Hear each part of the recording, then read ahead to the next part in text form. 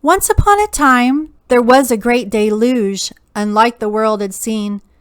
Oh, not like the one in Noah's time, where waters flooded the scene.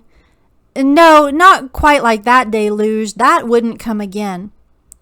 But it would be just like Noah's time, where people loved to sin. No, this would be a flood that people didn't see, because their eyes would have no light, for then they'd be set free.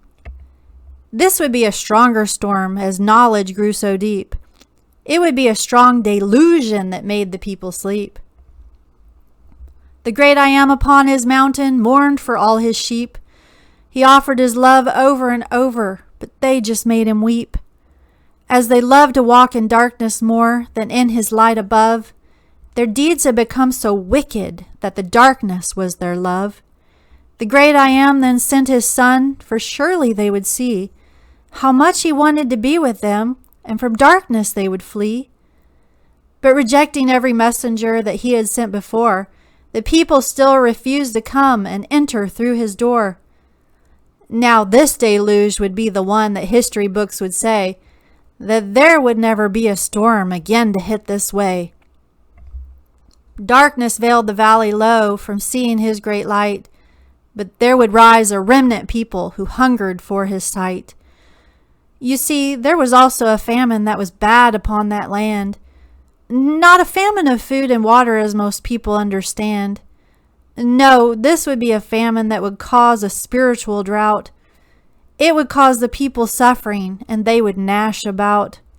Their hunger was now caused because they could not grow their grain. They didn't even care that they were not receiving rain. You see, they didn't even know that they were poor and blind and mute. To hearing truth they didn't care, as now their minds were brute. Their minds and hearts were hardened ground. Some didn't care a bit, until the day that no one saw, the day of Yah would hit. Oh, how the people screamed and cried for help from up above. Now they wanted him to come and rescue them with love. But it would be too late this time, as people only cared because of what they now could see that only made them scared. You see, now they only wanted all that he could do for them, but never cared before to see what they could do for him. The pride and ego that lived below would blame the one above and say how could he let this happen if he was full of love. But still they couldn't see that he had given them the choice. To choose his ways or choose the darkness, they chose it with their voice. They wanted rulers in fleshly ways and prayed the darkness in, but blamed him when they suffered from their consequence of sin. It really made no sense at all, but they just couldn't see.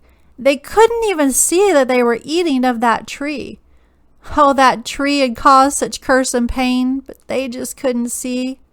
The strong delusion was very thick, but some just didn't care. Except the few that saw the truth. Yes, they were very rare. Now, I don't want to spoil the end, but this gets pretty good, because these remnant people and how strong on truth they stood. They chose the way of truth and life, so now their eyes would see. The Torah brought them so much light, they praised Yah with such glee. The remnant people would shine their light for all below to see, so those that sat in the valley of darkness would also be set free. But still the people chose to stay in the darkness down below. Most reject the path of life and light and spiritually don't grow.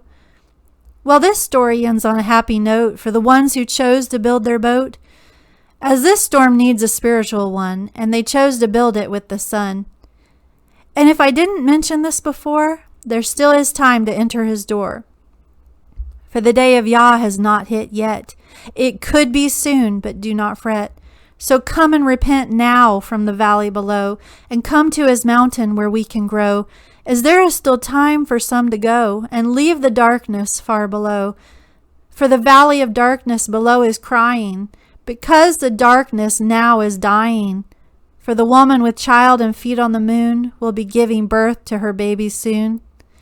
For this is how the story ends, and the new Yarushalayim begins.